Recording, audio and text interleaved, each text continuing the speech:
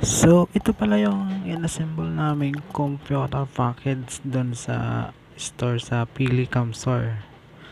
Doon sa GGM Computer Network CCTV Supplier. Sa Pilicam Store po, yun, tandahan nila. Okay? So, bago natin panoorin ang ating video, ay mag-subscribe muna kayo. Okay. At para ma-update din kayo sa aking mga bagong video. Ryzen 3 4350G. So bali yung kanyang keyboard ay mechanical na keyboard. Yan. Ay hindi siya mechanical. Ordinary lang keyboard na RGB. Yan. So yung kanyang casing ay Inplay 06. Yan. 06 ba o Meteor 6? Nakalimutan ko yung model. Basta ilagay ko na lang sa description yung model ng casing. Yan. Okay. So yung kanyang monitor. Ano ba monitor niya? Envision. Yan.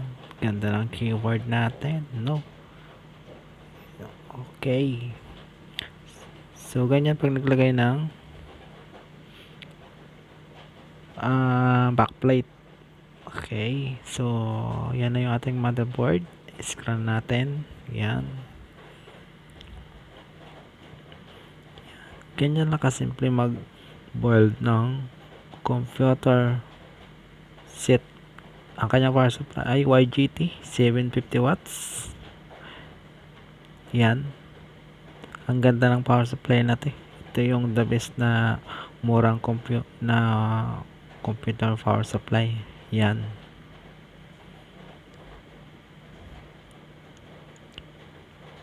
Okay. So yung kanyang mga wire ay mamahaba. Yan. Yan ang kanyang wire. YGT top.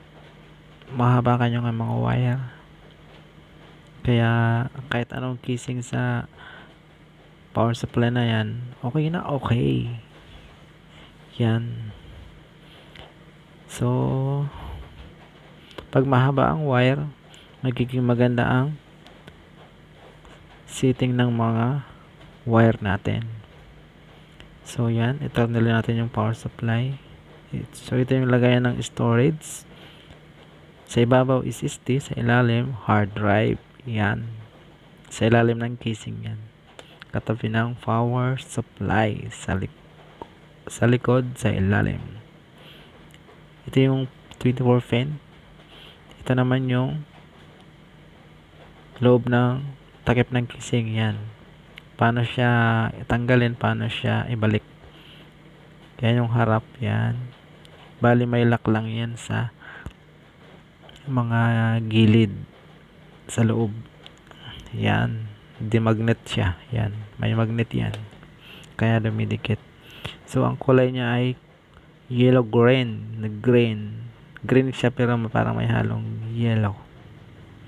Yan.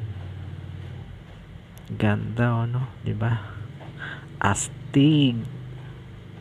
So, sa mga gusto magpa-build ng computer, message nyo lang ako sa aking FB, nakalagay sa description. Tapos mayroon sa mga parts accessories, mayroon din kaming Shopee Lazada, ilalagay ko sa description. Yan. Okay. So ito yung gamit natin memory. Ramsta 8GB 266. Budget meal lang to na computer gaming. So hindi pa siya gaming kasi Ryzen 3 pa lang. Gaming na rin siya pero hindi siya yung